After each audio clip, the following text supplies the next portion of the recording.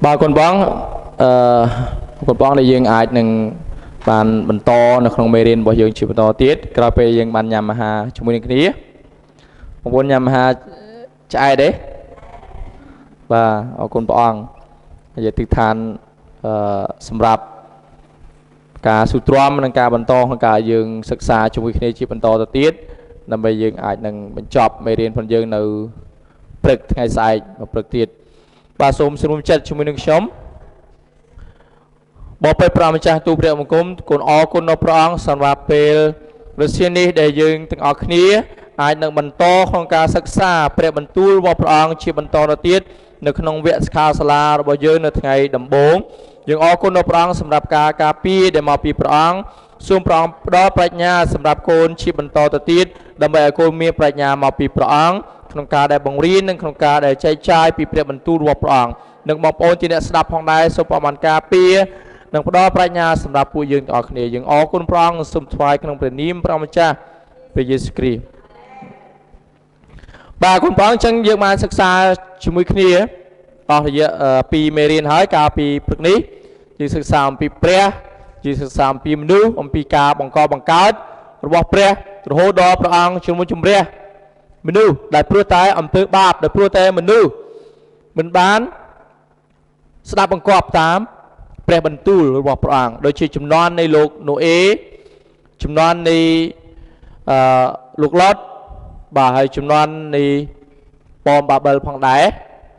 บ่าใช้ยืนในบรรโตศึกษาชีบรรโตตะกี้ในขนมเมรินบ่ยืงบ่าในเมรินที่ใบจึงในศึกษาในไงนี้ยืน3 ปีประวัติศาสตร์ระบบอิสราเอลบ่าตาอิสราเอลคือเชียประชิดจิตหรือก็เชียมนุษย์ประเภทหน้าในจุดพวกเปรียบาสมันอ่านช่วยคณีในขนมเปรกัมปีโยฮันจุดพวกดับรำปีขอใบมวยปีใบ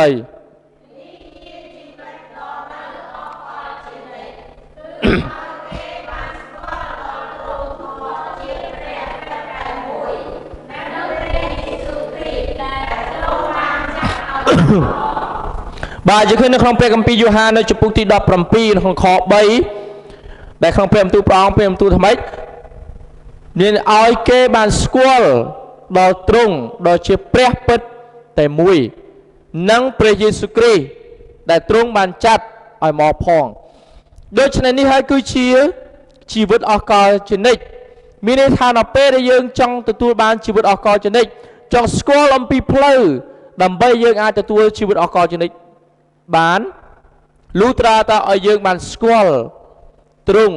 โดยชิเปรียปิดแต่มวยโดยฉะนั้นยังกระปงศึกษาจมูกขณีก็โดยที่ยังบ้านศึกษาจมูกขณีในไปประกอบพองได้ยังกระปงจะศึกษาอมพิเปรียดอกปิดแต่มวยนู่นเองตามยะเปรียบรรทุลระบบเปรียคือชิเปรียได้บังกอบังกาดคือชิเปรียดอกปูเป็นดาวสกัดสลายเมตาให้ชิเปรียดอกยุติโทโดยฉะนั้นสันไปยืนจังตัวบานชีวิตออกก่อนจะนี้คือยืนตระการศึกษาปีเปรียบรรทุระบบเปรียให้สไฟโยลอมปีเปรียปิดแต่มวยนู่หรือก็อมปีเปรสุครีนำไปยืนอาจดังอมปีเพลานี้สกัดสงครัวในครั้งเปรียกัมปีอีไซจุดปุกที่ไซสับใบขอดอบสมานจมูกนี้มวยปีใบเปรยเฮวาตรงเมียนบรรทุธาไอ้รอยคณีจีสมอบรรทอลระบบอันหายจีเนียบำราแต่อันบานเรือแต่งตั้งนำใบออยบานสกอลหายชื่อดอลอันพร้อมเตียงโยธาคืออันนี้หายอัดเมียนเปรียนาเกิดหมอกมุนอันตีหายกลอยอันก็อัดเมียนได้แต่จังยังเคยเราไปได้เหมือนนู่นเลยพันได้เกมันโปรมสตับบังกอบตามเปรียมาดองหายมาดองเตียดนะมาดองหายมาดองเตียดพร้อมบ้านจุ่มนุ่มจุ่มเรียเก๋นะปีมวยจุ่มนอนตามวยจุ่มนอนปีจุ่มนอนโนเอจุ่มนอนในลูกรถได้พร้อมบ้านจุ่มนุ่มจุ่มเรียแต่ขนมติกรงสุดมนึงติกรงโกมราในสมัยกาลนู้คือแต่พวกแต่เกมันโปรมไปมารูปเพลย์ระบบเปรย์แต่เพื่อแต่เก็บบรรโตของการได้ประพฤตินื้ออมปือบาป ដោយព្រោះតែវិញ្ញាណរបស់គេមិនព្រមបែរមករកព្រះដើម្បីឲ្យគេបានរស់ខាងឯវិញ្ញាណដោយសារយើងមើលនៅក្នុងទីនេះព្រះដ៏ជាព្រះអង្គចង់បង្ហាញរូបអង្គទ្រង់ទៅដល់មនុស្សទាំងអស់ឲ្យបានដឹងអំពីលក្ខណៈនៃព្រះដឹងអំពីសេចក្តីស្រឡាញ់របស់ព្រះដឹងអំពីអំណាចព្រះចេស្តារបស់ព្រះដឹងអំពីអត្តរិទ្ធនៃព្រះគឺតាមរយៈការដែលព្រះអង្គរើសពួកអ៊ីស្រាអែលនេះឯងយើងឃើញនៅទីនេះព្រះអង្គបានជ្រើសរើសអ៊ីស្រាអែលធ្វើជាស្មោបន្ទាល់របស់ព្រះអង្គមានន័យថាធ្វើជាសាក្សីរបស់ព្រះអង្គដូច្នេះអ៊ីស្រាអែលជាប្រជាជាតិមួយដ៏តូចនៅលើពិភពលោកប៉ុន្តែអ៊ីស្រាអែលគឺជាប្រជាជាតិមួយដែលព្រះអង្គបានរើសដើម្បីឲ្យគេអាចនឹងជាទីបន្ទាល់អាចនឹងជាអ្នកដែលផ្សព្វផ្សាយអំពីព្រះទៅដល់មនុស្សផ្សេងទៀតយើងអាចនឹងឃើញអំពីលក្ខណៈនៃព្រះគឺតាមរយៈជីវិតនៃពួកអ៊ីស្រាអែលនេះឯងបាទយើងមើលប្រជាជាតិអ៊ីស្រាអែលបាទអ៊ីស្រាអែលជាសាក្សីរបស់ព្រះមានន័យថាជាស្មោបន្ទាល់របស់ព្រះបាទឥឡូវយើងមើលប្រទេសអ៊ីស្រាអែលនៅលើពិភពលោកបាទនេះគឺប្រទេសកម្ពុជាយើងណាជាប្រទេសមួយដែលតូចមួយនៅក្នុងចំណោមប្រទេសជាច្រើននៅលើពិភពលោកហើយនេះប្រទេសកូរ៉េបាទដែលមានបេសកជនជាច្រើនដែលតែងតែបញ្ជូនមកប្រទេសកម្ពុជាយើងនេះមកពីតំបន់នេះបាទអញ្ចឹងនឹងប្រទេសកូរ៉េហើយនេះប្រទេសអ៊ីស្រាអែលបាទអ៊ីស្រាអែលគឺជាប្រទេសដ៏តូចមួយផងដែរនៅក្នុងចំណោមនៃប្រទេសតូចៗនៅលើពិភពលោកហើយជាប្រទេសមួយដែលនៅកណ្ដាលនេះផែនដីនៅចំណុចកណ្ដាលនៃផែនដីបាទយើងមើលនៅទីនេះចោទយកថាចំពោះ7ខ7ស្មើជាមួយគ្នា1 2 3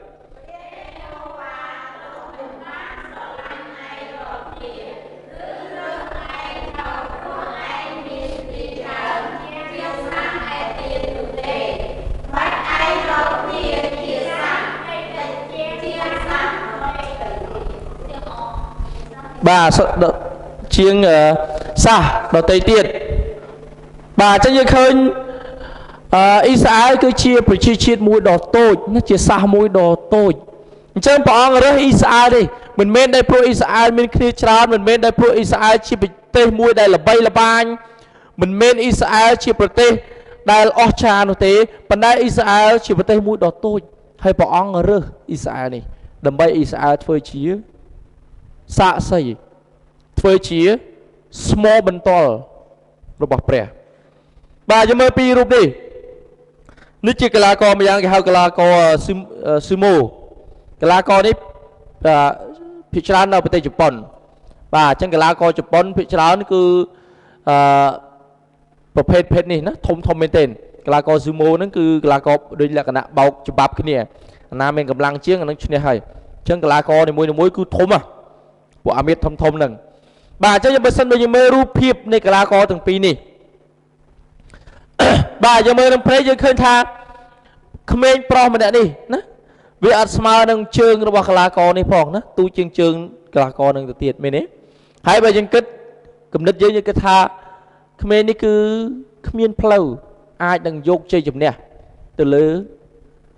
កីឡាករម្នាក់នេះបានឡើយណាកីឡាករនេះគ្រាន់តែប្រើក្បាលពោះតើកទៅបន្តិចហ្នឹងគឺខ្ទាតបាត់ហើយណាបើសិនបើយើងមើលទៅបាទមានន័យថាវាមិនអាចទៅរួចទេបើសិនបើយើងមើលនឹងភ្នែកបែបនេះបាទប៉ុន្តែបើសិនបើយើងមើលជាបន្តទៀតយើងឃើញបើសិនបើបែបនេះវិញណាបើក្មេងនឹងអាចលើកកីឡាករនឹងវិញអាចលើកចេះលើកទៅទៀតលើកទម្លាក់ភីងណាបើសិនបើលើកបានបែបនេះតើយើងគិតថាអស្ចារ្យកំណត់យើងគិតថាអស្ចារ្យណាស់មែនទេហើយយើងគិតថាក្មេងនេះប្រកាសជាមានអីមួយពិសេសមានកម្លាំងមួយដែលពិសេសមកពីណាហើយបើក្មេងហ្នឹងវាមិនអាចធ្វើដោយខ្លួនឯងបានទេវាប្រកាសជាមានកម្លាំងអ្វីមួយដែលជំរុញវាឬផ្ដល់ឲ្យវាដើម្បីវាអាចនឹងយកជ័យជំនះទៅលើកីឡាករនឹងបានបាទអញ្ចឹងដូចគ្នាដែរដូចជាក្នុងសាច់រឿងនៅក្នុងព្រះគម្ពីរយើងរឿងរបស់ពួកប៉ាឡេស្ទីនបាទពួកប៉ាឡេស្ទីនហើយនិងអ៊ីស្រាអែលមានដាវីតហើយនិងកូលីយ៉ាតអញ្ចឹងយើងឃើញកូលីយ៉ាតជាអ្នកថ្នឹកចម្បាំងមានន័យថាគាត់ជាអ្នកដែលចម្បាំងយ៉ាងស្លុតជំនាញហើយគេជាទ័ពមួយណាជាទាហានម្នាក់ដែលមានមាឌយ៉ាងធំមែនទែននៅក្នុងចំណោមហ្នឹងប៉ុន្តែដាវីត bà bên nó coi con đây chia của mà nè đại khuya chim mì khuya sạt tập bên nó cho giờ khơi nó bên nó bên để miên bị chi chiết nào mùi hiên một băng cho mùi nâng dễ cái lời giặt ní để dành hao thầy dễ cái lời giặt đó bên đây David cái sông khuôn mọc nó bên cho băng cho mùi nâng cô lời giặt cho giờ khơi nó bên để David một cho băng cho mùi cô lời giặt chân David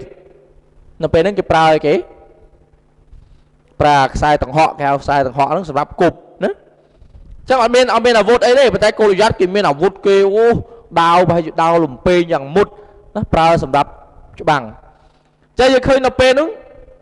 mình cho cái khơi cái pay cái khai lô David đang tấu của con chỉ slap ấy cho cầm nết cái thằng David cho tao của con chỉ slap ấy bụi David tối chứ mày này của con chỉ slap ấy ba chân nó pê để sừng kia mình chạm vào một đó David bán vô đông cua tôi mùi mình đấy vô tổ cục trăm cái nát nga kia và thua cái đuôi cặp một pin slap mùi đồng pịch tại một đòn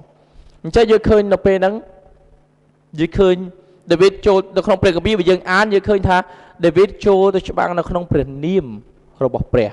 mình tha cứ chụp pre để bảo ông chỉ để thưa oi David miên chụp chơi nó không chụp bằng nó pe nữa chân tụ bay bờ cô giặt miên miệt yang thông của đôi bên đây David miên miệt tối bên đây pre bàn thưa oi David nè yang Giêsu đôi khi đây để bảo ông bàn chơi rơi Israel chỉ riêng mùi đỏ tối đôi chứ này bởi chi chiếc xem cái nâng khơi Israel cứ chỉ riêng mùi đỏ trà để ai nâng thưa ca đỏ thùng ok xem ai lúc bát cho phục đỏ pì kho mùi đỏ kho pì mùi bị bầy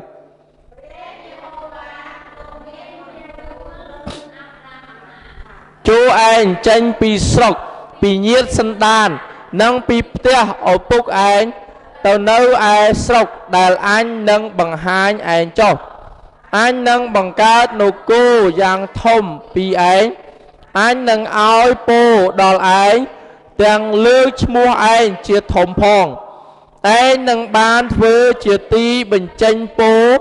đòi mình đu tiếng lại bà cho dư khơi ca chưa rư để bọn man tra hào lục Abraham vì đâu có mua Abraham và đây cái một tí có mua cái bà có mua Abraham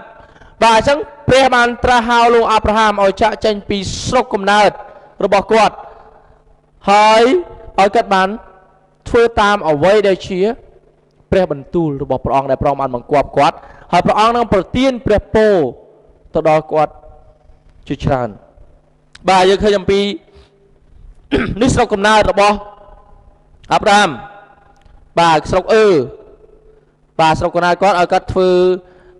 ដំណើរទៅកាន់កន្លែងណាទៅកាន់កាណានបាទជាទឹកដីដែលព្រះអង្គបានបង្គាប់គាត់ណាអញ្ចឹងយើងឃើញនេះហើយគឺជាការជ្រើសរើសរវាងជាតិសាសន៍អ៊ីស្រាអែលដំបូងដែលព្រះអង្គបានចាប់ផ្ដើមជ្រើសរើសតាមរយៈអាប់រ៉ាហាមនឹងបាទក្រោយមកទៀតអាប់រ៉ាហាមបានបង្កើតអីគេបង្កើតអ៊ីសាក់បាទអ៊ីសាក់បង្កើតយ៉ាកុបហើយយ៉ាកុបបង្កើតកូន12នាក់បាទនេះជាដំណរពូជរបស់ពួកគាត់បាទសូមអាននៅក្នុងលោកុបាទចំពុក37ខ4 1 2 3ប៉ុន្មានក៏ឃើញថាឪពុកស្រឡាញ់យូសែបលើជាងកូនទាំងអស់បានជាគេព្រួតគ្នាស្អប់ដល់គាត់ហើយនិយាយអ្វីនឹងគាត់ដោយស្រួលពុំបានទេបាទអញ្ចឹងយើងឃើញដោយព្រោះតែនៅក្នុងចំណោមនៃកូនរបស់យូសែបនៅកូនរបស់យ៉ាកុបបាទកូនរបស់យ៉ាកុបទាំង12បាទកូនរបស់យ៉ាកុបទាំង12នាក់ហើយមានកូនចុងក្រោយគេឈ្មោះអីគេបាទឈ្មោះអីគេបាទបេនយ៉ាមីនបាទអញ្ចឹងហើយយើងឃើញកូនម្នាក់នៅក្នុងចំណោមនៃកូនរបស់លោកយ៉ាកុបបាទគឺលោកយូសែបបាទលោកយូសែបហ្នឹងគឺជាកូនម្នាក់ដែលបងប្អូនផ្សេងហ្នឹងគេតាមស្អប់គាត់ជាខ្លាំងណាដោយព្រោះតែឪពុករបស់គាត់ហ្នឹងស្រឡាញ់ដល់យូសែបជាងកូនផ្សេងទាំងអស់ដូច្នេះកូនផ្សេងគេនាំគ្នាស្អប់ដល់គាត់បានជាគេ ព្រួតគ្នាធ្វើបាបគាត់បាទយើងមើលនៅចេះយើងឃើញក្រោយពេលដែលបងអូនផ្សេងបងផ្សេងបាទបងប្អូនរបស់គាត់ផ្សេងហ្នឹងគេព្រួតធ្វើបាបគាត់ហើយព្យាយាមរហូតដល់រោគនឹងសម្លាប់គាត់ប៉ុន្តែផ្ទុយទៅវិញគេអត់បានសម្លាប់ទេគេបានយកគាត់ទៅណាយកទៅដាក់ក្នុងអណ្ដូងមួយមែនទេបាទដាក់អណ្ដូងហើយរហូតដល់ជីវិតរបស់គាត់ត្រូវបានលក់ចុងក្រោយទៅបានលក់ទៅណាលក់ទៅអ៊ីស៊ីបពួកសាសអ៊ីស៊ីបដូច្នេះបាទគាត់ធ្លាក់ទៅដល់ប្រទេសអ៊ីស៊ីបហើយរហូតទៅដល់អ៊ីស៊ីបណាគាត់คล้ายទៅជាយូសែបនោះគាត់คล้ายទៅជាមេដឹកនាំម្នាក់នៅក្នុងស្រុកអ៊ីស៊ីបហ្នឹងណានៅក្នុងស្រុកអ៊ីស៊ីបបាទអញ្ចឹងយើងមើលយើងឃើញនៅពេលដែលគ្រាមួយនៅពេលដែលគ្រាទុកលំបាកបានមកដល់យើងឃើញពួកអ៊ីស្រាអែលដែលកកោតកូនចៅជាច្រើននៅក្នុងទឹកដីអ៊ីស៊ីបយើងឃើញនៅពេលដែលអ៊ីស្រាអែលកាន់តែច្រើនឡើងស្ដេចផារ៉ោនដែលស្ដេចអ៊ីស៊ីបហ្នឹងគេមានគំនិតមួយគេគិតថាបើសិនបើយើងបណ្ដោយឲ្យអ៊ីស្រាអែលហ្នឹងកាន់តែច្រើនឡើងថ្ងៃណាមួយអ៊ីស្រាអែលហ្នឹងនឹងដណ្ដើមទឹកដីគេឬក៏វាយបកមកកាន់គេវិញហើយអញ្ចឹងស្ដេចផារ៉ោនគាត់ធ្វើម៉េចគាត់ព្យាយាមលុបបំបាត់ពួកអ៊ីស្រាអែលព្យាយាមបំផ្លាញអ៊ីស្រាអែលហើយធ្វើបាបធ្វើទុកបុកម្នេញអ៊ីស្រាអែលណាធ្វើឲ្យអ៊ីស្រាអែលហ្នឹងរងនៅការដ៏លំបាកខ្លាំងបំផុតណាប្រើអ៊ីស្រាអែលដូចជាទេសកលអញ្ចឹងបាទយើងមើលនៅក្នុងនិខម៉ានាំងចំពុក5ខ2សូមអានជាមួយគ្នា1 2 3តើព្រះយេហូវ៉ាជានរណាដែលអញត្រូវស្ដាប់តាមទ្រង់នឹងឲ្យសាសអ៊ីស្រាអែលចេញទៅនោះអញមិនស្គាល់ព្រះយេហូវ៉ាទេហើយក៏មិនព្រមឲ្យសាសអ៊ីស្រាអែលចេញទៅឡើយបាទអញ្ចឹងយើងឃើញដោយព្រោះតែអ៊ីស្រាអែលរងទុក្ខវេទនាអ៊ីស្រាអែលបានអំពាវនាវទៅដល់ព្រះហើយយើងឃើញអ៊ីស្រាអែលបានទទួលនៅការលំបាកជាច្រើនបានជាព្រះដោយជាព្រះប្រងសពប្រហាតីជួយសង្គ្រោះដល់រាជអ៊ីស្រាអែលឲ្យរួចចេញពីកណ្ដាប់ដៃនៃអ៊ីស៊ីបពីស្ដេចផារ៉ោននឹងចុះព្រះអង្គបានធ្វើម៉េចព្រះអង្គបានបង្គាប់នរណាគេបាទព្រះអង្គបានបង្គាប់លោកម៉ូសេដើម្បីឲ្យម៉ូសេនឹងទៅរំដោះរាជអ៊ីស្រាអែលពីផារ៉ោនអញ្ចឹងយើងឃើញនៅពេលដែលម៉ូសេទៅជួបផារ៉ោនណាជាច្រើនដងលើកទី1លើកទី2លើកទី3លើកទី4បាទជាច្រើនដងដែលម៉ូសេព្យាយាមជួបចរចាជាមួយនឹងផារ៉ោនប៉ុន្តែផារ៉ោនគេជាស្ដេចដែលមានប្រតិរឹងរូសមានន័យថាជាមនុស្សក្បាលរឹងណាគេអត់ព្រមឲ្យអ៊ីស្រាអែលចាកចេញពីទឹកដីរបស់អេស៊ីបនោះឡើយពីព្រោះគេចង់ប្រើអ៊ីស្រាអែលជាទេសកលគេចង់ធ្វើបាបធ្វើទុកបុកម្នេញទៅដល់រាជអ៊ីស្រាអែលបាទអញ្ចឹងយើងមើលយើងឃើញដល់ព្រោះតែអ៊ីស្រាអែលណាគេមានចិត្តរឹងរូសខ្ញុំស្រីអាស្លាញ់តិច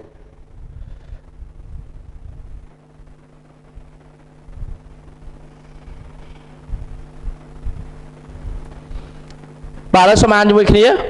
2 3តែផារ៉ោនមានបន្ទូលឆ្លើយថាតើព្រះយេហូវ៉ាជានរណាដែលអញត្រូវស្ដាប់តាមទ្រង់នឹងឲ្យសាសអ៊ីស្រាអែលចេញទៅនោះអញមិនស្គាល់ព្រះយេហូវ៉ាទេហើយក៏មិនព្រមឲ្យសាសអ៊ីស្រាអែលចេញទៅឡើយបាទអញ្ចឹងយើងឃើញផារ៉ោនណាគេអត់ព្រមស្ដាប់តាមលោកម៉ូសេទេណាគេអត់ព្រមអនុញ្ញាតឲ្យអ៊ីស្រាអែលចេញពីទឹកដីអេស៊ីបនោះឡើយអញ្ចឹងនេះគឺជាគំនិតនៃផារ៉ោនដែលមានគំនិតដ៏រឹងរូសបំផុតបាទយើងមើលនៅក្នុងចំពុក6ខ1នៃខម៉ានាំងដដែលនោះព្រះយេហូវ៉ាមានបន្ទូលនឹងម៉ូសេថាឥឡូវនេះ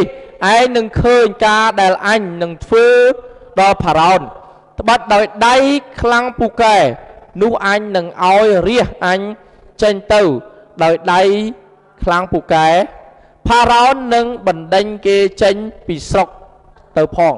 បាទអញ្ចឹងយើងឃើញនៅពេលដែលផារ៉ោនគេអត់ព្រមឲ្យអ៊ីស្រាអែលចេញពីទឹកដីរបស់ខ្លួនយើងឃើញម្ដងជាពីរដងព្រះអង្គបានធ្វើអីបើយើងអាននៅក្នុងនិខមណាំងយើងនឹងឃើញអំពីគេហៅគ្រោះកាចទាំង10ណាបាទមានអីគេមានទឹកខ្លាយជាឈាមមានសត្វកណ្ដូបមានជំងឺអាសន្នរោគបាទសត្វកង្កែបចៃឯផ្សេងបាទអញ្ចឹងនេះហើយគឺគ្រោះកាចទាំង10ដែលព្រះអង្គបានធ្វើទៅដល់រាជនៃប្រជាជាតិរបស់ផារ៉ោនរហូតដល់ចុងក្រោយព្រះអង្គធ្វើម៉េចព្រះអង្គធ្វើឲ្យកូនច្បងរបស់ជនជាតិរបស់ផារ៉ោនទាំងអស់ណាពួកអេស៊ីបទាំងអស់ហ្នឹងត្រូវស្លាប់អញ្ចឹងចុងក្រោយបានជាគេព្រមបាទហើយសូមមើលនៅទីនេះស្វានជាមួយគ្នា1 2 3ដូច្នេះចូលនិយាយនឹងពួកកូនចៅអ៊ីស្រាអែលថាអញជាព្រះយេហូវ៉ាអញនឹងនាំឯងរាល់គ្នាចេញឲ្យរួចពីបន្ទុកនៃពួកសាសអេស៊ីបហើយនឹងជួយឲ្យរួចពីការបម្រើគេអញនឹងលើកដៃអញឡើងលាស់ឯងរាល់គ្នាដោយការវិនិច្ឆ័យយ៉ាងធំបាទអញ្ចឹងយើងឃើញព្រះអង្គបានធ្វើឲ្យរាជនៃអេស៊ីបណាជួបបញ្ហាជួបការលំបាកដោយគ្រោះកាចណាជាច្រើនដងបាទយើងឃើញនៅទីនេះជារូបភាពនៃគ្រោះកាចដែលព្រះអង្គបានធ្វើគេមានទឹកខ្លាយជាឈាមមានសត្វបាទមានរុយមានសត្វអសន្នជំងឺអសន្នរោគអីផ្សេងទៅលើសត្វទៅលើមនុស្សបាទមានងងឹតបាទមានកណ្ដូបរហូតដល់ចុងក្រោយមានអីគេគឺមានការស្លាប់ទៅលើកូនច្បងនៃពួកអេស៊ីបបាទជាមើលនៅទីនេះនិខាម៉ានាំង8 19 1 2 3លូពួកគ្រូគេទូលផារ៉ោនថានេះគឺជាអង់គ្លីព្រះហស្ថរបស់ព្រះទេ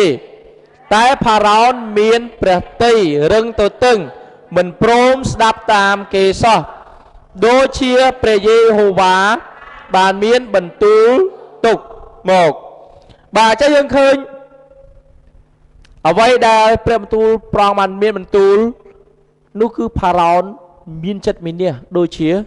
ព្រះបន្ទូលរបស់ព្រះដែលព្រះអង្គមានបន្ទូលជាស្រេចហើយបាទនេះខាងម៉ានាំងខ្ញុំនឹងអានជូន9 20 នោះពួកមហាថ្លឹកណាមួយរបស់ផារ៉ោនដែលកោតខ្លាចដល់ព្រះបន្ទូលព្រះយេហូវ៉ាគេក៏ឲ្យពួកបាវនិងហ្វូងសត្វទាំងប៉ុន្មាន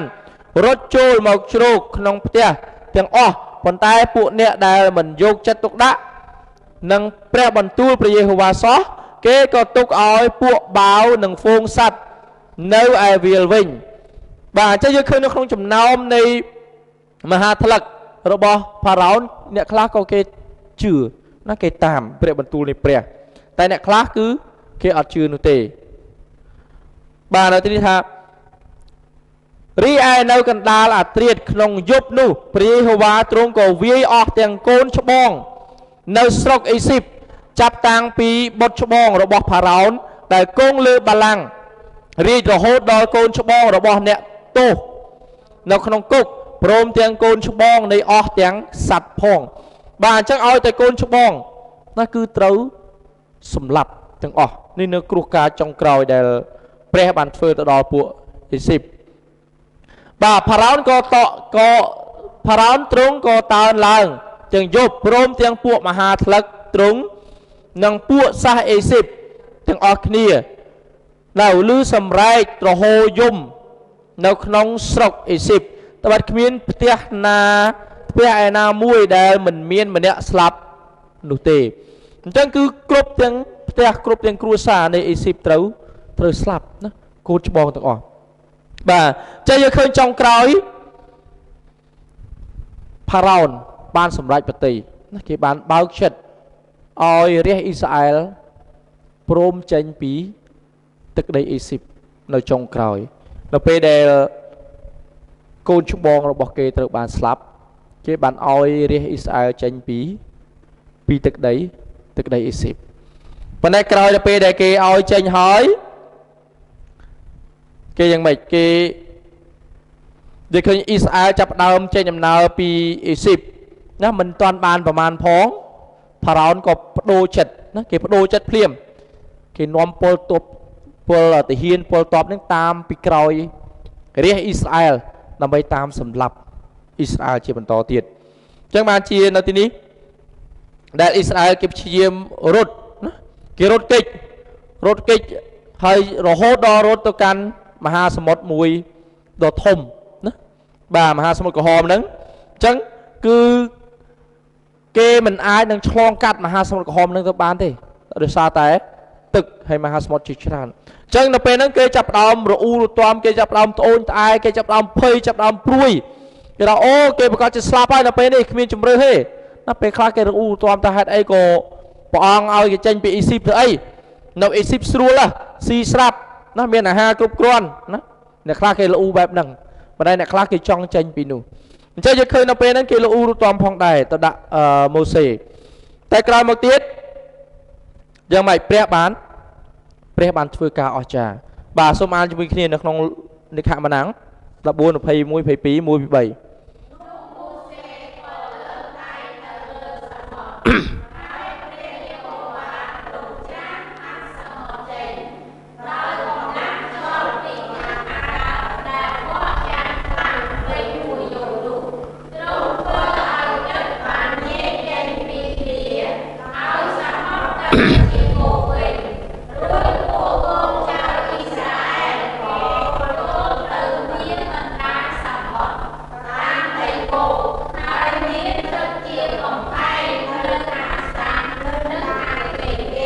បាទអញ្ចឹងយើងឃើញនៅពេលដែលអ៊ីស្រាអែលបានប្រឈមនឹងមហាសមុទ្រក្រហមហ្នឹង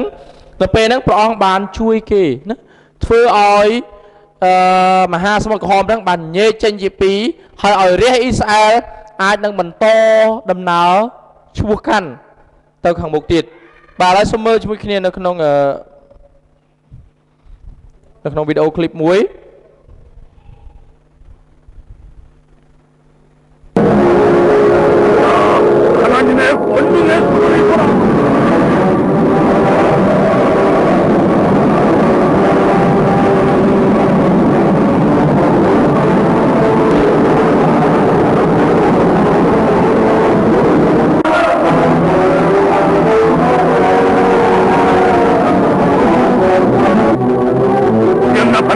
បាទពួកអេស៊ីបជាយើងទៅតាមក្រោយ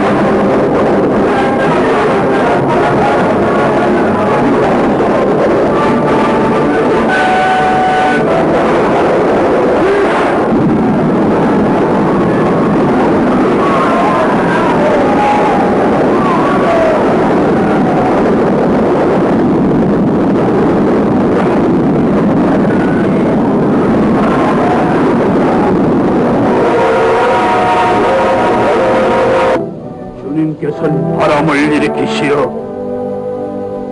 바다로 저들을 덮었나이다. 그 물을 당신에게 배부으니까 영원히 그리고 또 영원히 당신은 우리의 하나님.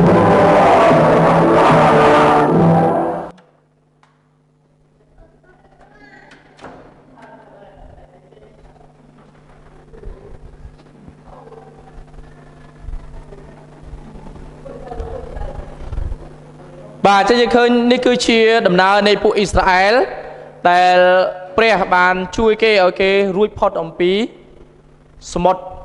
ក្រហមណាតាមផ្លូវនោះ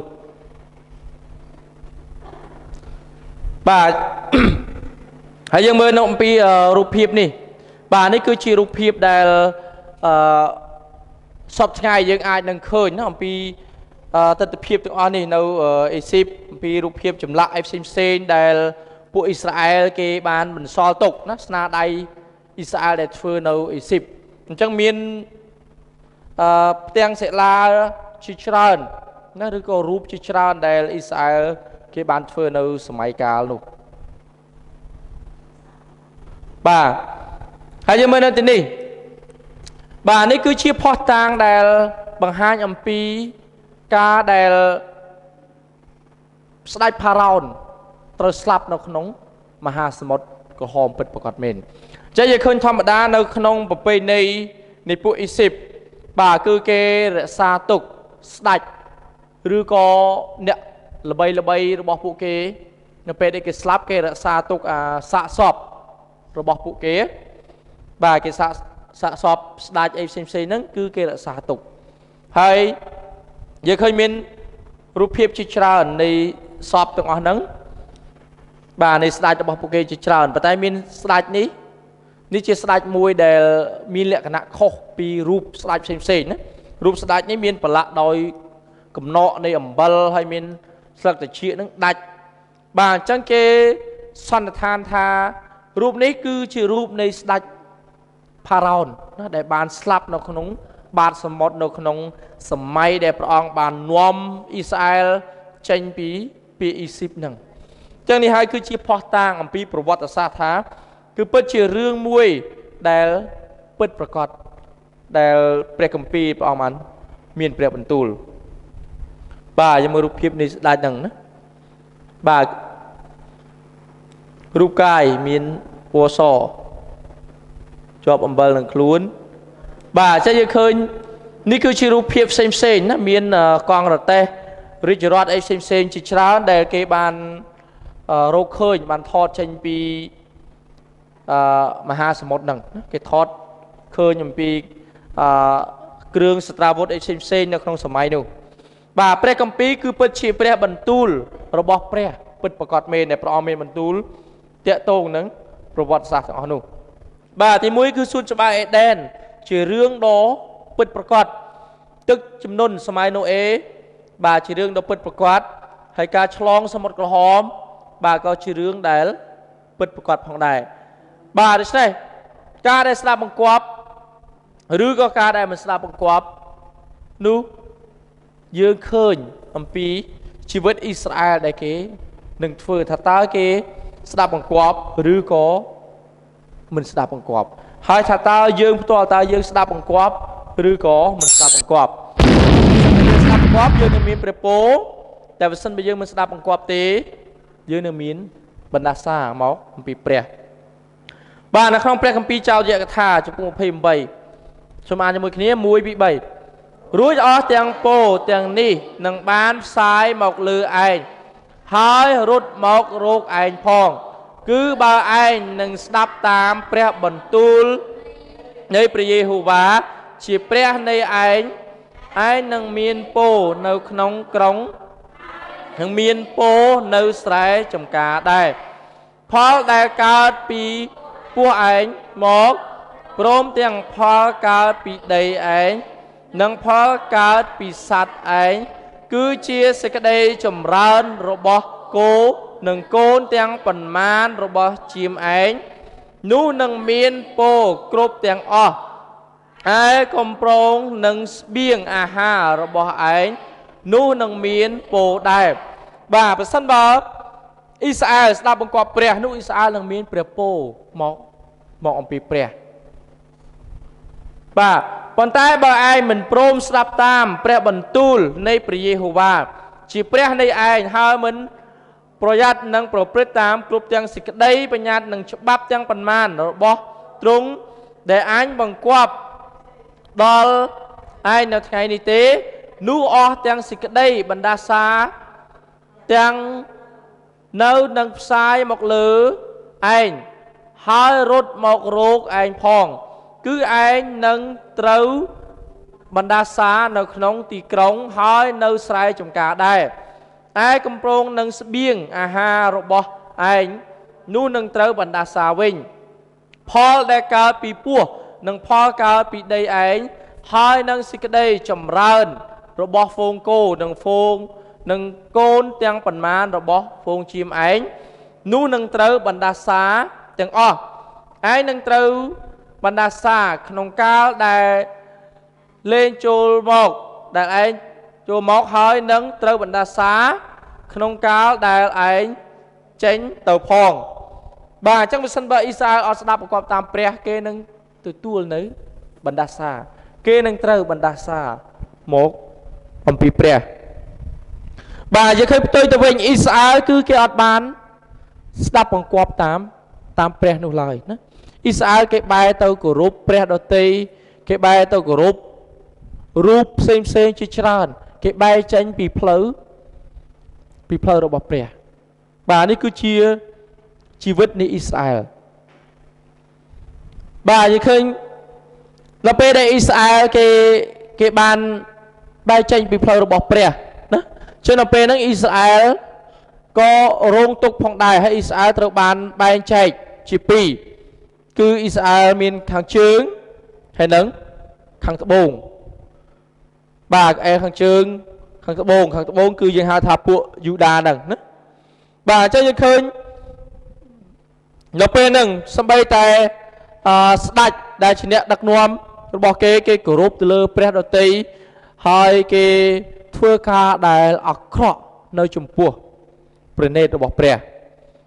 បាទមិនតែប៉ុណ្ណោះគេឃើញដូចស្ដេចនេះចឹងណាស្ដេចនេះគេបានយកគម្ពីររបស់ព្រះមកយកមកដុតនៅចំពោះបណ្ដាជនជាច្រើនណាគេបំផ្លាញអ្វីដែលជាព្រះបន្ទូលរបស់ព្រះនេះគឺជាទង្វើដែលអាក្រក់បំផុតនៅចំពោះព្រះដែលពួកអ៊ីស្រាអែលដែលគេធ្វើបាទរបស់សត្វទី2 36 ខ 15ស្មើជាមួយគ្នា1 ពី 3ព្រះយេហូវ៉ាជាព្រះនៃពួកអាយកោគេទ្រង់បានចាត់ទូតទ្រង់ឲ្យទៅឯគេ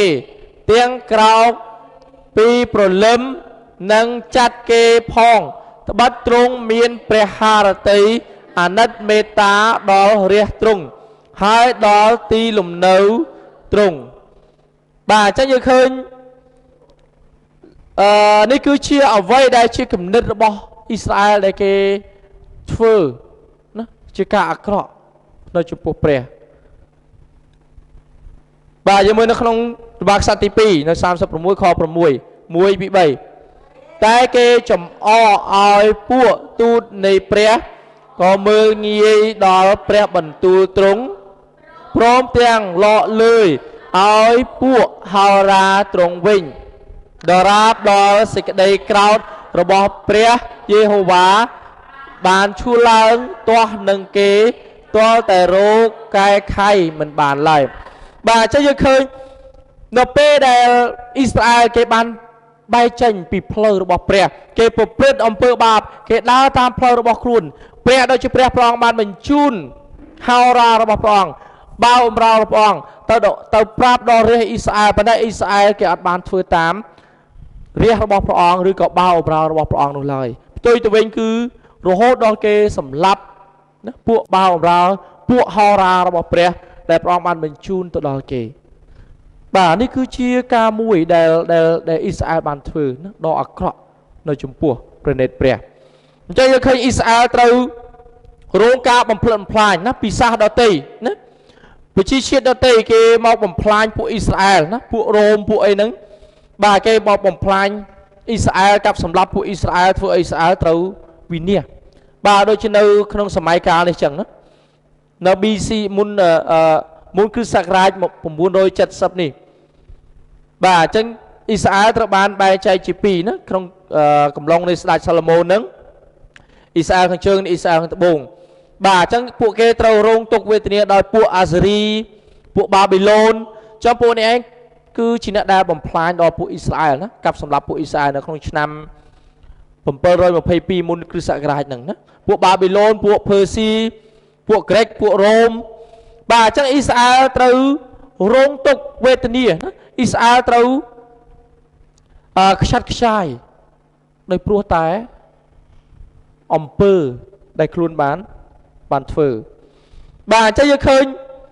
រហូតដល់ព្រះដូចជាព្រះព្រះអង្គបានបញ្ជូនដល់ទាំង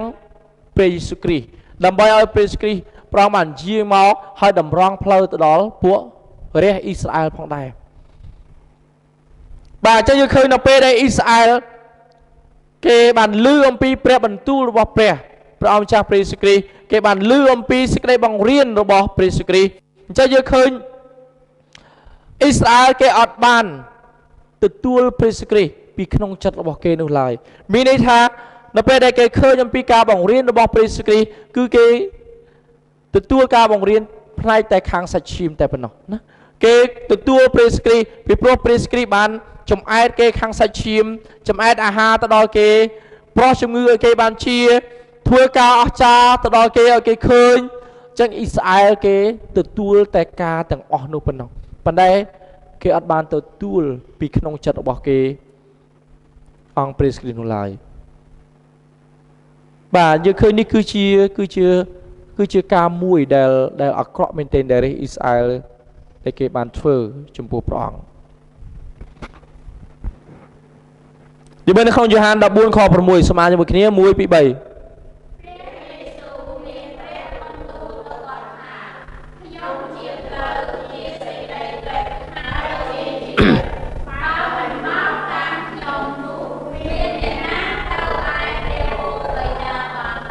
បាទអញ្ចឹងយើងឃើញព្រះគ្រីស្ទព្រះអង្គព្យាយាមបង្រៀនទៅដល់អ៊ីស្រាអែលឲ្យអ៊ីស្រាអែលស្គាល់អំពីផ្លូវរបស់ព្រះអង្គ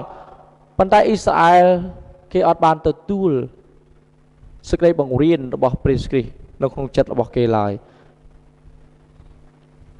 បាទថានៅក្នុងទ្រង់មានជីវិតហើយជីវិតនោះគឺជាពន្លឺនៃមនុស្សលោកបាទមានន័យថាព្រះអង្គនោះគឺជាតួនៃពន្លឺគឺជាជីវិតនៃពិភពលោកបាទយ៉ូហាន1:5-9ពន្លឺនោះក៏ភ្លឺមកក្នុងសេចក្តីងងឹតតែសេចក្តីងងឹតយល់មិនដល់ពន្លឺទេមានម្នាក់ឈ្មោះយូហានដែលព្រះទ្រង់ចាត់ឲ្យមកអ្នកនោះបានមកសម្រាប់ជាទីបន្ទាល់ដើម្បីនឹងធ្វើបន្ទាល់ពន្លឺប្រយោជន៍ឲ្យមនុស្សទាំងអស់បានជឿដោយសារគាត់មិនមែនជាពន្លឺនោះទេគឺមកគ្រាន់តែនឹងធ្វើបន្ទាល់ពីពន្លឺតែប៉ុណ្ណោះឯពន្លឺដ៏ពិតនោះគឺជាពន្លឺដែលបំភ្លឺដល់មនុស្សទាំងអស់ដែលកើតមកក្នុងលោកីយ៍នេះបាទអញ្ចឹងយើងឃើញព្រះអង្គគឺជាតួនៃពន្លឺដែលបំភ្លឺទៅដល់សេចក្តីងងឹតមានន័យថាព្រះអង្គបានបំភ្លឺទៅដល់រាជអ៊ីស្រាអែលប៉ុន្តែអ៊ីស្រាអែលនៅក្នុងកំឡុងពេលនោះណាគេអត់បានយល់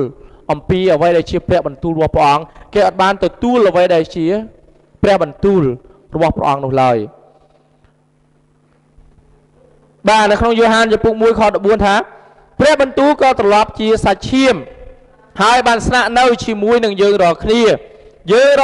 បានឃើញសេរីល្អទ្រង់គឺជាសេរីល្អនៃព្រះរាជបុត្រាតែមួយ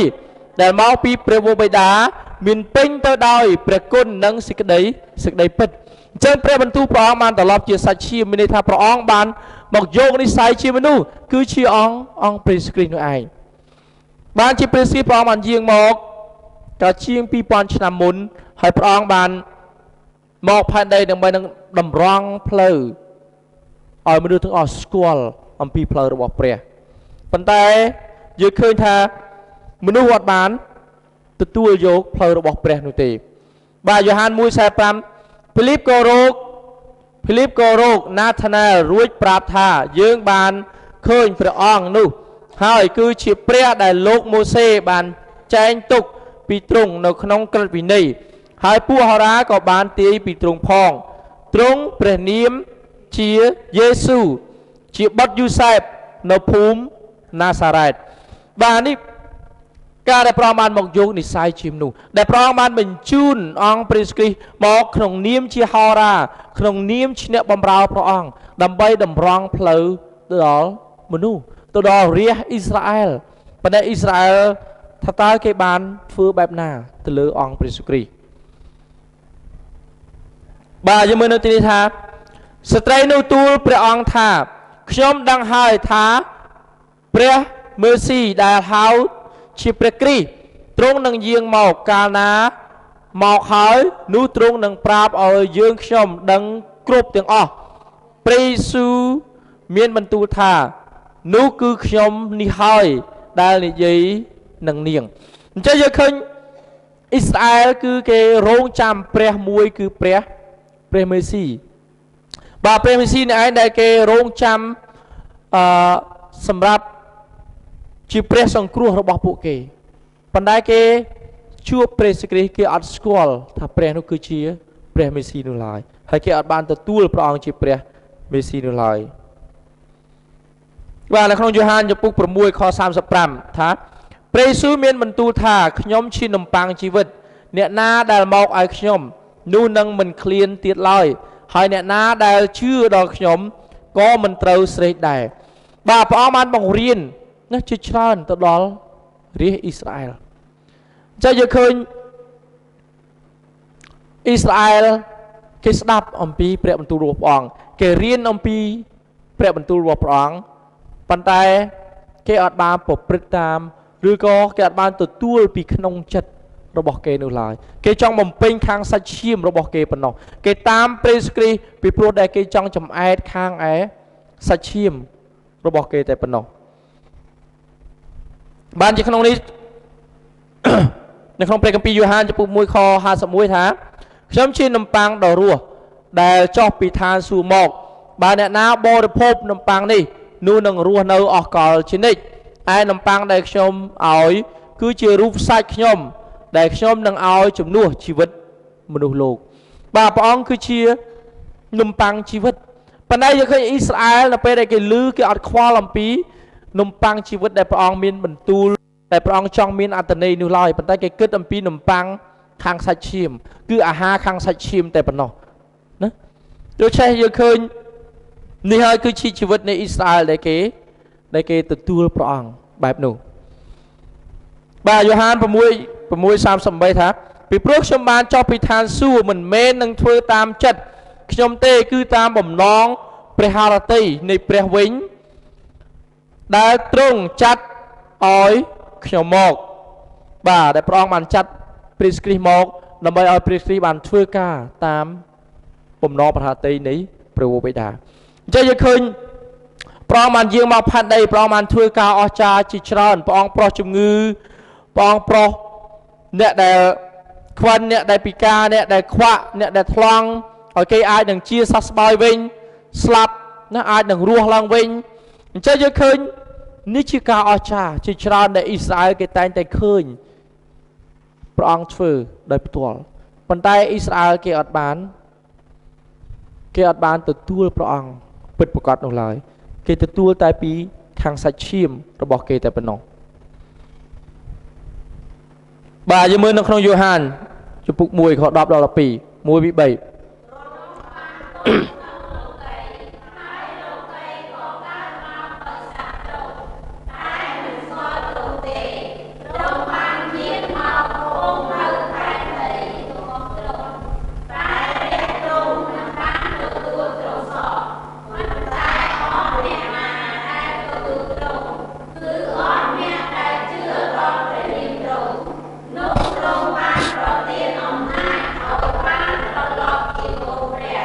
បាទអញ្ចឹងយើងឃើញនៅក្នុងកន្លែងនេះថាតែរាជទ្រង់មិនបានទទួលទ្រង់សោះអញ្ចឹងរាជទ្រង់គឺអ្នកណាគឺជាពួកអ៊ីស្រាអែលបាទបានន័យថានៅពេលដែលព្រះអង្គបានយាងមកបង្រៀនដល់ពួកគេឲ្យគេបានប្រែចិត្តមករកព្រះអង្គប្រែចិត្តពីការអាក្រក់ប្រែចិត្តពីអំពើបាបប៉ុន្តែផ្ទុយទៅវិញគេអត់បានទទួលព្រះអង្គនោះទេនេះគឺជាជីវិតនៃអ៊ីស្រាអែលបាទដូចជាការបង្រៀននៅទីនេះចឹងចឹងព្រះអង្គតែងតែបង្រៀនទៅដល់ពួកគេណាជាច្រើនពុនកិច្ចរបស់ព្រះអង្គគឺព្រះអង្គបានបង្រៀនជាច្រើនទៅដល់ពួករាជអ៊ីស្រាអែលហ្នឹងបាទអញ្ចឹងយើងឃើញនៅទីនេះក្នុងយូហានចំពុក6ខ្ញុំនឹងអានជូនកាលមនុស្សទាំងប៉ុន្មានបានឃើញទីសម្គាល់ដែលព្រះយេស៊ូវធ្វើនោះគេក៏និយាយគ្នាថាលោកនេះប្រកាសជាហោរានោះដែលត្រូវមកក្នុងលោកីមែនដូច្នេះព្រះយេស៊ូវក៏ថយឡើងទៅលើភ្នំតែមួយអង្គទ្រង់វិញទៀតពីព្រោះទ្រង់ជ្រាបថាគេគិតមកចាប់ទ្រង់ដោយកម្លាំងដើម្បីនឹងតាំងទ្រង់ធ្វើជាស្ដេចអញ្ចឹងយើងឃើញនៅពេលដែលអ៊ីស្រាអែលគេឃើញការអស្ចារ្យដែលព្រះបានធ្វើគេរកចាប់ព្រះយេស៊ូវមកឲ្យព្រះយេស៊ូវធ្វើជាស្ដេចរបស់គេណាព្រោះគេគិតថាបើព្រះយេស៊ូវនៅរាជយើងប្រកាសជារីកចម្រើនរាជយើងប្រកាសជាសបោសបាយរាជយើងប្រកាសជាទទួលបានសេចក្តីសុខហើយអញ្ចឹងគេគិតខាងសាច់ឈាមគេអត់គិតអំពីខាងវិញ្ញាណនោះទេប៉ុន្តែអ្វីដែលព្រះបន្ទូលរបស់ព្រះអង្គព្រះគ្រីស្ទព្រះអង្គបានបង្រៀនអ្វីគឺតកតងខាងឯវិញ្ញាណព្រះអង្គចង់ឲ្យវិញ្ញាណរបស់គេនេះបានរស់ឡើងវិញចង់ឲ្យវិញ្ញាណរបស់គេបានប្រែមករកព្រះអង្គឡើងវិញប៉ុន្តែរាជអ៊ីស្រាអែលគេគិតផ្ ទុយពីរាល់ទីរបស់ព្រះបាទយើងមើលនៅក្នុងនេះថាពេលស៊ូផ្ដល់អាហារ 5000 នាក់បាទយើងមើលថាហើយមានហ្វូងមនុស្សណាជាធំតាមទ្រង់ទៅដោយបានឃើញទីសម្គាល់ទាំងប៉ុន្មានដែលទ្រង់ប្រោសដល់ពួកជំងឺបាទអញ្ចឹងយើងឃើញមនុស្សច្រើនណាស់គេតាមព្រះយេស៊ូវគ្រីស្ទដែលពួកតែគេឃើញការអស្ចារ្យព្រះយេស៊ូវប្រោសឲ្យជាអញ្ចឹងគេនាំគ្នាតាមព្រះយេស៊ូវគ្រីស្ទពីពួកគេគិតថាព្រះយេស៊ូវប្រកាសជាជួយគេហើយខាងសាច់ឈាមរបស់គេប្រកាសជារីកចម្រើនគេអាចនឹងជាពីជំងឺដូច្នេះគំនិតរបស់គេគិតតែបែបហ្នឹងនៅទីនោះមានក្មេងម្នាក់មាននំប៉័ងម្សៅអុក5និងត្រី2តូចបាទត្រីតូច2ប៉ុន្តែដែលមានតែប៉ុណ្ណោះតើមានប្រយោជន៍អ្វីដល់មនុស្សច្រើនទាំងប៉ុន្មានបាទអញ្ចឹងយើងឃើញនៅពេលដែលព្រះបានប្រោសប្រទានអាហារទៅដល់ពួកគេតាមរយៈនំប៉័ង5ដុំនិងត្រី2កន្ទុយធ្វើឲ្យមនុស្សណា 5000 នាក់ណាឬក៏លើសជាងនឹងទៅទៀតគេអាចនឹងទទួលបានអាហារគ្រប់គ្នារហូតដល់សល់ទៀតចឹងនេះជាការអស្ចារ្យហើយអ៊ីស្រាអែលគេឃើញអំពីការអស្ចារ្យទាំងអស់នេះបាទយ៉ូហានចំពុក6ខ26ព្រះយេស៊ូវមានបន្ទូលឆ្លើយទៅគេថាប្រកាសមែនខ្ញុំប្រាប់អ្នករាល់គ្នាជាប្រកាសថាអ្នករាល់គ្នារកខ្ញុំមិនមែនដោយព្រោះបានឃើញទីសម្គាល់ទេគឺដោយព្រោះតែបានបរិភោគនំប៉័ងឆ្អែតប៉ុណ្ណោះបាទអញ្ចឹងយើងឃើញព្រះដូចជាព្រះព្រះអង្គជ្រាបណាតើនរណាដែលស្វែងរកព្រះអង្គពិតប្រាកដតើនរណាដែលចូលមកព្រះអង្គក្នុងពលឹងវិញ្ញាណមួយដែលស្រេកឃ្លានសេចក្តីសង្គ្រោះតើអ្នកណាដែលស្វែងរកព្រះអង្គពីដួងចិត្តពិតប្រាកដឬក៏អ្នកណាដែលរកព្រះអង្គដោយព្រោះតែចំអែតខាងសាច់ឈាមព្រះដ៏ជាព្រះព្រះអង្គទ្រង់ជ្រាបបានជាក្នុងកន្លែងនេះព្រះអង្គមានបន្ទូលថាការដែលអ្នកមករកខ្ញុំនេះគឺមិនមែនដោយព្រោះតែបានឃើញទីសម្គាល់ទេគឺដោយព្រោះតែបានបរិភោគអាហារឆ្អែតប៉ុណ្ណោះមានន័យថាព្រះអង្គជ្រាបថាគេមករកព្រះអង្គដោយព្រោះតែខាងសាច់ឈាមរបស់គេតែប៉ុណ្ណោះបាទនៅក្នុង1កូរិនថូស 2:8 ថាគ្មានចៅហ្វាយណាក្នុងលោកីនេះបានស្គាល់សេចក្តីអាចកំបាំងនោះឡើយបើបានស្គាល់នោះគេមិនបានឆ្កាងព្រះអង្គម្ចាស់ក៏មានសេរីទេបាទដែលមានសេរីល្អទេបាទអញ្ចឹងយើងឃើញបាទនេះគឺជាការមួយដែលមនុស្សមិនអាចនឹងដឹងមនុស្សមិនអាចនឹងយល់បានណាអំពីការដ៏អស្ចារ្យរបស់ព្រះនោះឡើយបាទបានជាយើងឃើញនៅទីនេះ បាទប្រជាជនអ៊ីស្រាអែលប្រជាជនឆ្លើយឡើងទាំងអស់គ្នាថាយើងខ្ញុំនិងកូនចៅរបស់យើងខ្ញុំនឹងទទួលខុសត្រូវក្នុងការប្រហារជីវិតជននេះអញ្ចឹងយើងឃើញនៅចុងក្រោយនៅពេលដែលព្រះយេស៊ូវគ្រីស្ទព្រះអង្គតែងតែបដិសេធណានៅសំណូមពររបស់ពួកអ៊ីស្រាអែលហើយអ៊ីស្រាអែលគេតែងតែមួយបង្កាច់គេតែងតែរោគទុក្ខបុកម្នេញរហូតដល់គេណាកំចាត់អង្គព្រះយេស៊ូវគ្រីស្ទរហូតដល់គេសម្លាប់ព្រះយេស៊ូវគ្រីស្ទអញ្ចឹងយើងឃើញនៅពេលដែលព្រះយេស៊ូវគ្រីស្ទត្រូវបានគេចាប់នៅពេលហ្នឹងហើយគេបញ្ជូនដល់ណាបញ្ជូនទៅលោកពីឡាតបាទអញ្ចឹងលោកពីឡាតនៅពេលដែលគេបញ្ជូនព្រះយេស៊ូវគ្រីស្ទទៅគាត់ស្វែងរកកំហុសរបស់ព្រះយេស៊ូវគ្រីស្ទប៉ុន្តែគេរកអត់ឃើញគាត់អត់ឃើញថាតើព្រះយេស៊ូវមានកំហុសអ្វីដែលគួរនឹងត្រូវឆ្កាងឬក៏ត្រូវសម្លាប់គឺលោកពីឡាតអត់រកអត់ឃើញមានន័យថាព្រះយេស៊ូវគ្មានកំហុសអ្វីសោះប៉ុន្តែរាជអ៊ីស្រាអែលគេបះបោរគេប្រឆាំងដើម្បីឲ្យលោកពីឡាតនឹងដាក់ទោសដល់ព្រះយេស៊ូវគ្រីស្ទបានជាចុងក្រោយលោកពីឡាតបាទគាត់បានសម្រេចថានៅថ្ងៃមួយគាត់នឹងត្រូវលេងអ្នកទោសម្នាក់អញ្ចឹងគាត់ឲ្យអ៊ីស្រាអែលសម្រេចនៅថ្ងៃនោះថាតើអ៊ីស្រាអែលសម្រេចលេងអ្នកណាក្នុងរវាងព្រះយេស៊ូវគ្រីស្ទហើយនឹងលោកបាណាបាសនេះបាណាបាសហ្នឹងគាត់ជាអ្នកដែលមនុស្សអាក្រក់មនុស្សដែលប្រព្រឹត្តនៅការអាក្រក់ណាដែលគាត់ត្រូវគេចាប់មកដាក់ទោសចឹងយើងឃើញនៅពេលនោះមកដល់រាជអ៊ីស្រាអែលគេធ្វើម៉េចរាជអ៊ីស្រាអែលគេបះបោរ គេគាំទ្រឲ្យលោកពីឡាតនឹងដោះលែងដល់បាណាបាសដែលជាអ្នកទោសណាទីអ្នកដែលប្រព្រឹត្តនៅបទល្មើសចឹងធ្វើឲ្យលោកពីឡាតគាត់ស្រឡាំងកាំងគាត់ឆ្ងល់គាត់ហួសចិត្តគាត់ថាអូហេតុអីក៏អ៊ីស្រាអែលធ្វើបែបហ្នឹងហេតុអីក៏អ៊ីស្រាអែលត្រូវសម្លាប់ព្រះគ្រីស្ទហើយត្រូវដោះលែងដល់បាណាបាសវិញចឹងបានជាលោកពីឡាតធ្វើម៉េចគាត់លាងដៃហើយក៏ប្រាប់ថាគាត់នឹងមិនទទួលខុសត្រូវទៅលើឈាមនេះទេហើយអ៊ីស្រាអែលថាម៉េចអ៊ីស្រាអែលឆ្លើយទាំងអស់គ្នាថាយើងខ្ញុំនិងកូនចៅរបស់យើងខ្ញុំនឹងទទួលខុសត្រូវក្នុងការប្រហារជីវិតជននេះបានន័យថាអ៊ីស្រាអែលគេទទួលរងនៅការដែលគេធ្វើបែបនេះគឺគេសុខចិត្តព្រមទទួលរហូតដល់កូនចៅរបស់គេបាទយើងមើលក្នុងម៉ាថាយសូមអានជាមួយគ្នានៅ27ខ24ដល់25 1 ពី 3លោកពីឡាតឃើញថាមិនឈ្នះទេកើតមានកូឡាហលកាន់តែខ្លាំងឡើងដូច្នោះលោកក្រោកយកទឹកមកលាងដៃនៅមុខហ្វូងមនុស្សទាំងប៉ុន្មាននឹងឈាមនៃអ្នកសុចរិតនេះទេការសម្រេច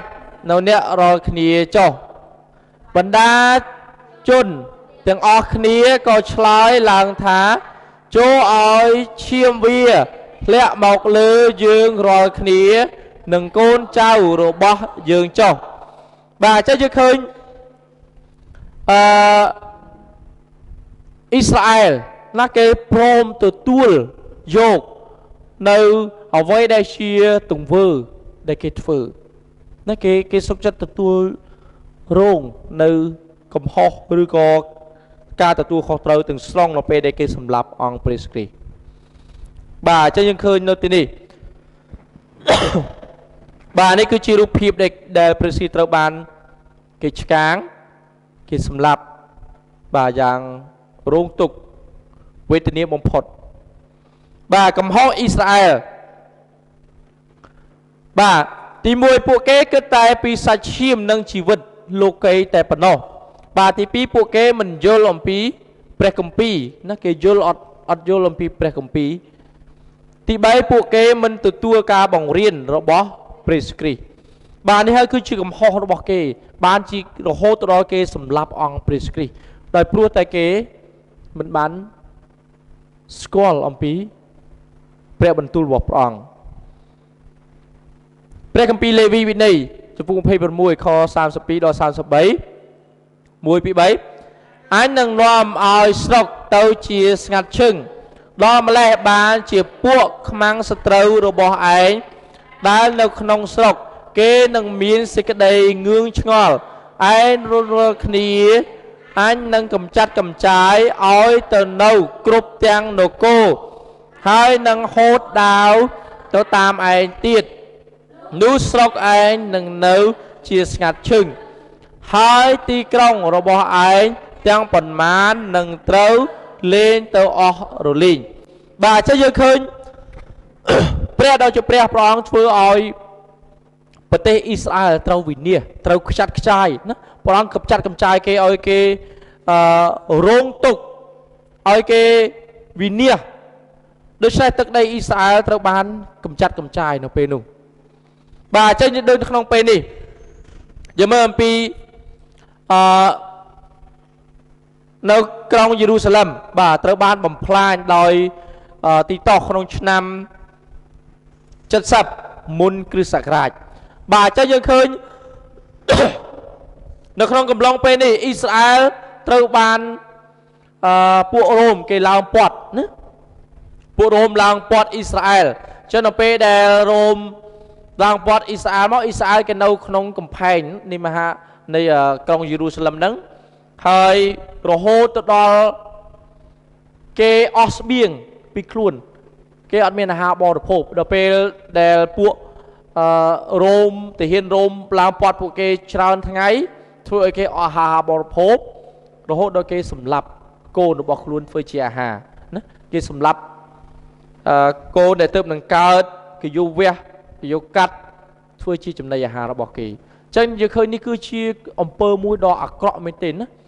ដ៏លិមួកមែនទែនបាទយើងមើលនៅក្នុងនេះបាទមានប្រមាណពាន់ម៉ឺនសែនលានបាទជាង1លានអ្នកត្រូវបានសម្លាប់ណានៅក្នុងសម័យកាលហ្នឹងបាទមើលនេះគឺជារូបភាពនៃពួកអ៊ីស្រាអែលណាត្រូវកំចាត់កំចាយបាទគេត្រូវនិរទេសទៅប្រទេសផ្សេងណាហើយកន្លែងដែលគេរងទុក្ខវេទនាគេត្រូវសម្លាប់ដោយពួកខ្មាំងសត្រូវជាច្រើនដែលបានសម្លាប់ដល់ពួកគេបាទស្ត្រីនៅអាក្រាតបាទអេសេគៀលចំពុក23ខ21ថាម៉េចគេនឹងមកយកសម្លៀកបំពាក់ឯងចេញហើយយកគ្រឿងលម្អរបស់ឯងទៅដែរបាទអញ្ចឹងមានន័យថានេះគឺជាអ្វីដែលស្របតាមបទទំនាយដែលរាជអ៊ីស្រាអែលរងទុក្ខវេទនាបំផុតណាទាំងស្រីទាំងប្រុសទាំងកុមារបាទគឺគេត្រូវសម្លាប់បាទហើយសូមយើងមើលនៅក្នុងឯកសារមួយ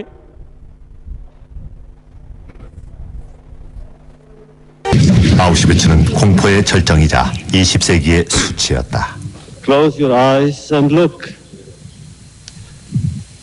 Close your eyes, my friends, and listen. Listen to the silent screams of terrified mothers. Listen to the prayers of anguished old men and women. Listen to the tears of children, Jewish children. A beautiful little girl among them with golden hair, whose vulnerable tenderness never left me. Look and listen as the victims quietly walk towards dark flames, so gigantic that the planet itself seemed in danger.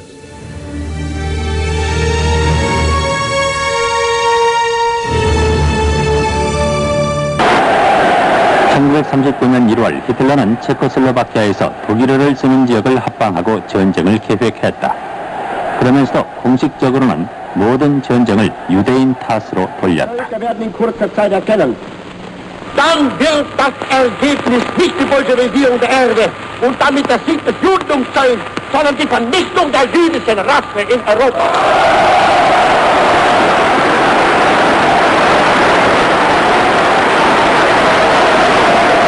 이건 세계 제2차 대전이 아니라 엄청난 종족 전쟁이라고 괴링은 말했다. 전쟁이 계속되면서 나치는 여러 나라에서 유대인들을 탄압했다. 유대인들은 다윗의 별을 달고 다녀야 했고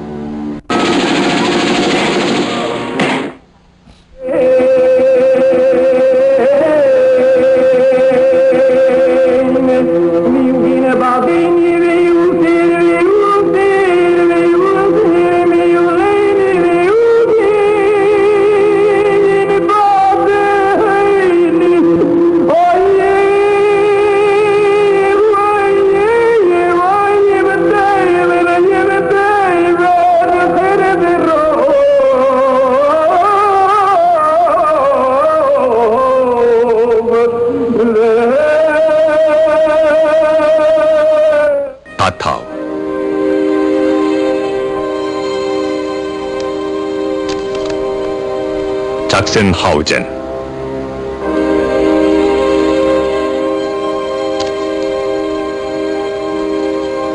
쉴로센부르크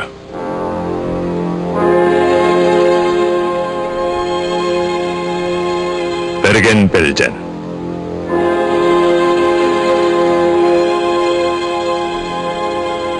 마트하우젠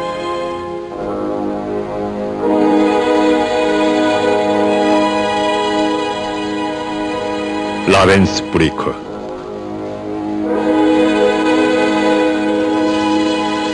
노르트하우젠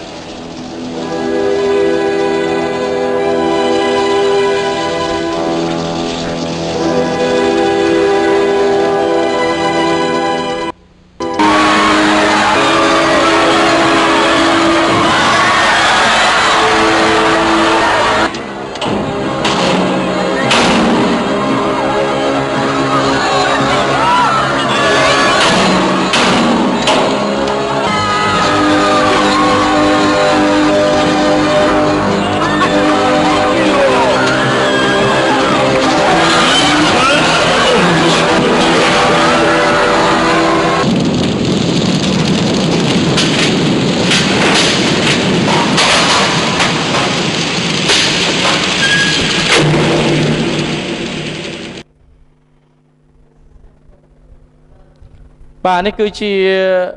លទ្ធផលរបស់អ៊ីស្រាអែលណាដែលអ៊ីស្រាអែលគេអត់ព្រមបែរមករកផ្លូវរបស់ព្រះអ៊ីស្រាអែលគេអត់បានធ្វើតាមអ្វីដែលជាព្រះបន្ទូលរបស់ព្រះបាទអញ្ចឹងយើងឃើញនៅក្នុងសង្គ្រាមលោកលើកទី2ណាគឺមាន6លានអ្នកនៃអ៊ីស្រាអែលត្រូវបានសម្លាប់អញ្ចឹងគឺច្រើនណាស់ណាពួកអ៊ីស្រាអែលដែលបានសម្លាប់នៅក្នុងសង្គ្រាមលោកលើកទី2ហ្នឹងបាទឥឡូវសូមអានជាមួយគ្នានៅក្នុងព្រះគម្ពីររ៉ូម1 2 3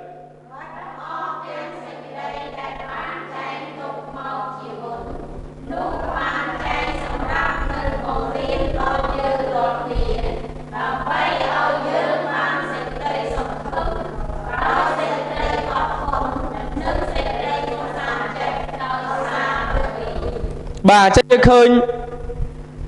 សក្តីត្បិតអស់ទាំងសក្តីដែលបានចែងទុកមកជាមុននោះគឺចែងសម្រាប់នឹងបង្រៀនដល់យើងរាល់គ្នាដូច្នេះអ៊ីស្រាអែលគឺជាគំរូមួយសម្រាប់ជីវិតរបស់យើងដែលយើងជាអ្នកដែលដើរតាមព្រះតើយើងនឹងរស់នៅដោយរបៀបណាបាទនេះគឺជាអ្វីដែលតេតងនឹងជីវិតដែលយើងរស់នៅគឺយើងអាចនឹងមើលអំពីគំរូនៃអ៊ីស្រាអែលហ្នឹងបាទយើងមើលលូកាថាក្នុងព្រះគម្ពីរលូកា23:31ព្រោះបើគេធ្វើការទាំងនេះដល់ដើមឈើស្រស់នោះតើនឹងកើតអ្វីដល់ដើមឈើស្ងួតវិញបាទតើដើមឈើស្រស់ដើមឈើស្រស់យើងនិយាយពីណាយើងនិយាយអំពីអ៊ីស្រាអែលអញ្ចឹងបើសិនបើអ៊ីស្រាអែលអាចនឹងត្រូវបំផ្លាញទៅហើយចុះទម្រាំតែយើងដែលប្រៀបដូចជាដើមឈើដែលងាប់បែបនេះអញ្ចឹងពេលដុតទៅអាណាឆេះជាងបាទដើមឈើដែលស្លាប់នេះគឺឆេះជាងអញ្ចឹងយើងត្រូវការត្រៀមខ្លួនលក្ខណៈជាស្រេចតើព្រះអង្គនឹងជំនុំជម្រះយើងបែបណាព្រះអង្គនឹងកម្ចាត់កម្ចាយយើងបែបណាប្រសិនបើយើងអត់បានកើតជាថ្មីប្រសិនបើវិញ្ញាណរបស់យើងអត់បានកើតជាថ្មីនោះយើងនឹងទទួលនៅការទាំងអស់នោះក្នុងលូកា13:24ថាចូលខំប្រឹងយ៉ាងអស់ពីចិត្តឲ្យបានចូលទៅតាមទ្វារចង្អៀតត្បិតខ្ញុំប្រាប់អ្នករាល់គ្នាថានឹងមានមនុស្សជាច្រើនខំប្រឹងរកចូលដែរតែចូលមិនបានទេចឹងមានមនុស្សច្រើនណាស់គេខំប្រឹងរកចូលទ្វារចង្អៀតគេខំប្រឹងទៅឯនគរឋានសួគ៌ប៉ុន្តែគេមិនអាចនឹងទៅបានមូលហេតុអីដោយសារតែគេអត់បានចូលតាមទ្វាររបស់ព្រះគេអត់បានមកតាមផ្លូវរបស់ព្រះបាទយើងឃើញនៅទីនេះបាទនេះជារូបភាពនៃពួកអ្នកទៅព្រះវិហារបាទអញ្ចឹងយើងឃើញអ្នកទៅព្រះវិហារទាំងអស់មិនមែនមានន័យថាអ្នកដែលទៅព្រះវិហារទាំងអស់នឹងបានទទួលសេចក្តីសង្គ្រោះទាំងអស់គ្នានោះគឺមិនដូច្នោះឡើយលុះត្រាតែអ្នកណាដែលបានកើតជាថ្មីអ្នកណាដែលស្គាល់អំពីផ្លូវនៃព្រះដ៏ពិតប្រាកដស្គាល់ពីសេចក្តីសង្គ្រោះដ៏ពិតប្រាកដអ្នកនោះនឹងត្រូវបានរាប់ជាក្រុមជំនុំដ៏ពិតប្រាកដប៉ុន្តែបើសិនបើយើងទៅព្រះវិហារប៉ុន្តែបើសិនបើយើងអត់បានកើតជាថ្មីយើងអត់បានចូលតាមទ្វារចង្អៀតតាមព្រះបន្ទូលរបស់ព្រះនោះយើងមិនត្រូវបានរាប់ជាក្រុមជំនុំនោះទេបាទយើងដឹងហើយថាយើងគឺជាមនុស្សមានបាបតាំងពីក្នុងផ្ទៃម្ដាយដែលយើងបានសិក្សាកាលពីព្រឹកមិញថាម៉េចជាមនុស្សអាក្រក់តាំងតែពីផ្ទៃម្ដាយមកហើយយើងពោលតែសេចក្តីអាក្រក់ដូចតាំងពីយើងកើតមកណាយើងមានរូបភាពស្អាតបែបនេះក៏ដោយប៉ុន្តែយើងមានអំពើបាបទៅហើយណាដូចជាទង្វើដែលយើងធ្វើអញ្ចឹងណានេះហើយគឺជាអំពើបាបរបស់មនុស្សដែលមនុស្សបណ្ដោះចេញមកអំពើបាបយកពីបរិះម្នាក់នេះបាទនេះគឺជាចិត្តរបស់គេណាចិត្តរបស់គេគឺពោពេញទៅដោយផលផ្លែអាក្រក់ជាច្រើនណាការកុហកការឈ្នានីសកេងប្រវ័ញ្ចបោកប្រាស់លោភលន់កំផិតអំនួតបាទទាំងអស់នេះហើយគឺជាអំពើបាបគឺដោយព្រោះតែវិញ្ញាណដែលស្លាប់បាទបាននៅក្នុងព្រះគម្ពីរយេរេមៀជំពូក17ខ1ខ10ថាម៉េចអានជាមួយគ្នា1 2 3ឯចិត្តជាគ្រឿងបញ្ឆោតលើសជាងទាំងអស់ហើយក៏អាក្រក់ហួសល្បត់ផងតើអ្នកណានឹងអាចស្គាល់បានអញនេះគឺព្រះយេហូវ៉ាអញស្ទង់ចិត្តអញក៏លបងលោថ្លើមដើម្បីនឹងសង់ដល់មនុស្សទាំងអស់តាមផ្លូវគេប្រព្រឹត្តហើយតាមផលនៃកិរិយារបស់គេបាទចេះយើងឃើញ chất cứ chỉ cứ mình chào thay à cọ hùa là bọt nó miền này tha chất là bao giờ cứ à cọ nè chất là bao giờ cục cục khỉ đôi sai đôi sai tay vì nhiên dương slap ban chia chất là bao giờ ban tỏ lóp tao chia à cọ bẹp nằng nông pre cầm pi mà câu chụp bùn bơ khom phê thá trốn có miền mình tu thà cứ chia sẻ đây để tranh pi mình nu mọc tê tá để phơi oi mình nu smoke cụcเอาไว้ได้เช่นปีเยิงปีสำได้กลุ่มนิดนะตรงเวอร์อนุหอยได้ช่วยเอาเยิงสมุกรุกไปคลาเยิงดีก็เหาะไปคลาเยิงมีนจัดมวยลบลุนไปคลาเยิงมีนจัดมวยแต่ละเก่งประวันบ่าต้องเอาอนุหอยคือชี้อมปือบาปบ่ายังมือปีจัดเอาบอกมนุษย์บาปนี่เจสัตว์ต้องเอาได้บางหายปีจัดเอาบอกเยิงนะปีอมนวดสัตว์กับเงาสัตว์ปะเปย์เยปีกาดื้อเชื่อจะโอสัตว์ชุกอันดาวมนุษย์มีจัดปีคลาจัดสอบปัวกเหาะกังแกบเชื่อมนุษย์โอยนะนี่ยัยดาวแบบบุยอันนั้นคือสไตล์ชี้อมเปิดบาปนักนงจัดเอาบ่อยยังบ่าสกได้กำพัดตามระยะพเนจบ่ายังเคยยมปีบ่อนี่นักเกเคยมนุษย์ใส่ยังเกมือขนมริพีบมวยได้ละเกาะนู้นให้คือชี้อมเปิดบาปคือสกได้กำพัดนะโดยชี้มนุษย์จ้าเนี่ยนี่จังนะนู้นให้คือชี้เอาไว้ได้ในครองชัดบ่อยืงให้ยังมือกาลบลุ่นบ่ายังมือปีตึงเบอร์ในคเมนนี่นะ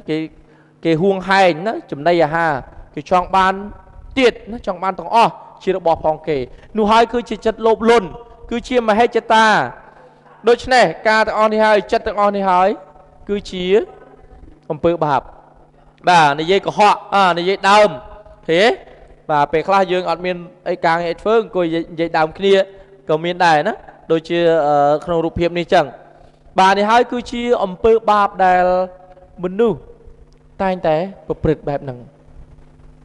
บาขนมตำรวจกลางพวกที่ใช้ซับคอร์ปีท้าตวัดมีนสิกได้อักระอันเกิดอันนี้ปอดตูลบังกลมชมวิงอมเปิดตัวจรัสระบาตูลบังกลมบานตามตูลบังกลมตอนให้บานเชื่อบังกลมมันเคยเรื่องเงินล้างมือบานลอยอมเปิดเตียงนู่จราเชียงสดใสสะเลือกบ่าวตูบังกุมจัดตูบังกุมก็อ๋อสังคมเติมจังอมเปิดบาปคือจราน่ะจราเชียงสดใสสะระบายยืงจราเชียงเอาไว้ต่างอ๋อโดยฉะนั้นตายืงอายดังรุ่ยพอดปีอมเปิดบาปดาวระเบียบน่ะเอาไว้ได้สำคัญคือยืงตระการดับปีเปรียบบรรทุลระบบเปรียบเดิมไปยืงอายดังอมปีเพลในอมเปิดบาปถ้าตาយើងអាចនឹងរួចផុតអំពើបាបរបស់យើងដល់របៀបណាដូច្នេះយើងនឹងបន្តនៅក្នុងមេរៀនផងយើងថ្ងៃស្អែកមកព្រឹកទៀតបាទយើងនឹងបញ្ចប់ជាមួយគ្នាក្រោយពេលយើងញ៉ាំអាហារថ្ងៃត្រង់ហើយយើងនឹងជួបគ្នានៅថ្ងៃស្អែកសូមបានស្រុំចិត្តជាមួយនឹងខ្ញុំបបិទ្ធព្រះម្ចាស់គុណអរគុណដល់ព្រះអង្គសម្រាប់ពេលនេះដែលយើងបានបញ្ចប់មេរៀននៅថ្ងៃដំបូងហើយក៏អរគុណដល់ព្រះអង្គសូមព្រះអង្គបានជួយកូនឲ្យកូនអាចនឹងបន្តក្នុងការដែលចូលរួមរហូតដល់ថ្ងៃស្អែកជាថ្ងៃចុងក្រោយមួយព្រឹកទៀតផងដែរសូមឲ្យកូនអរគ្នាអាចនឹងយល់ពីព្រះបន្ទូលព្រះអង្គដកជាប់នៅក្នុងជីវិតរបស់កូនឲ្យព្រះបន្ទូលព្រះអង្គបង្កើតផលផ្លែហើយឲ្យយើងយល់ច្បាស់អំពីផ្លូវនៃសេចក្តីសង្គ្រោះឲ្យវិញ្ញាណរបស់យើងបានរស់គ្រប់គ្នាផងដែរយើងអរគុណព្រះអង្គសូមថ្វាយក្នុងព្រះនាមព្រះម្ចាស់ព្រះយេស៊ូវគ្រីស្ទអាមែនបាទអរគុណព្រះអង្គយើងជួបគ្នាថ្ងៃស្អែក